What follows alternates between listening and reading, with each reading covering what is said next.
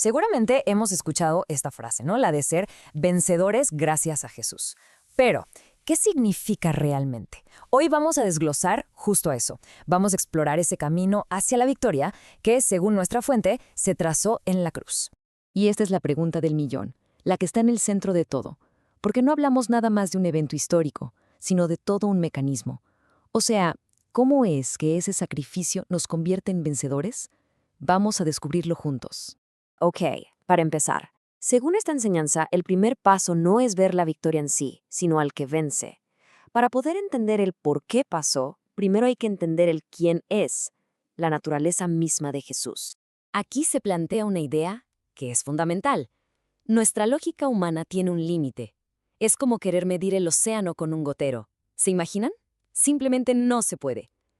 La enseñanza dice que, justo por esa limitación, Dios se hizo comprensible de una forma que sí pudiéramos entender, a través de Jesús.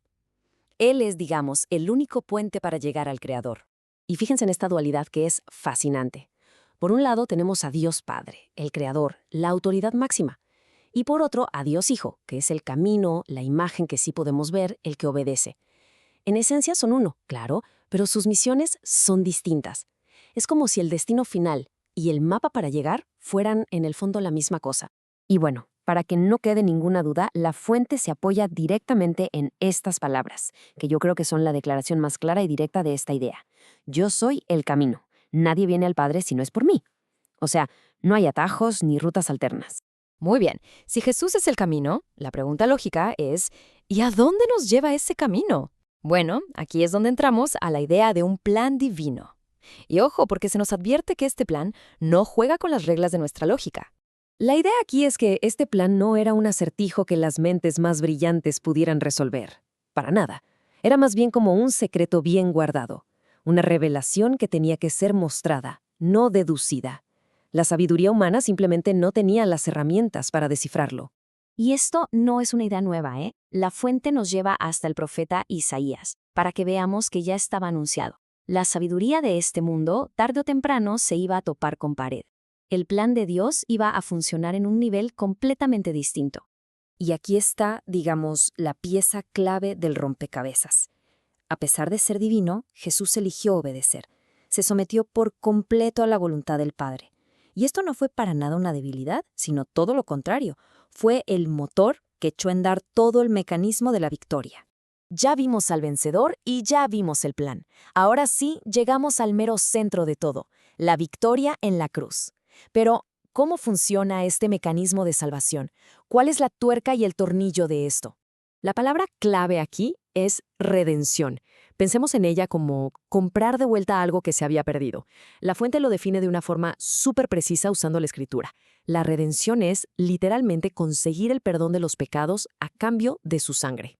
Y este proceso de victoria se nos presenta en dos pasos, dos movimientos clave.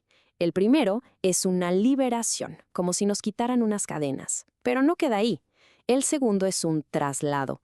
Es como si nos mudaran de un país a otro, de un territorio oscuro al reino de su Hijo. O sea, no es solo quedar libre, es tener un nuevo hogar. Pero a ver, ¿por qué este sacrificio fue el definitivo? La enseñanza es muy clara. No podía ser cualquier sacrificio. Para poder pagar la deuda universal del pecado, el pago tenía que ser perfecto, tenía que ser puro, con sangre limpia. Solo así podía ser aceptado como el pago final y único por todos. Ok, todo esto suena muy profundo, ¿no? Pero, ¿cuál es el resultado práctico, la consecuencia en la vida real? Ahora vamos a ver cómo toda esta victoria se traduce en una realidad totalmente nueva para el creyente.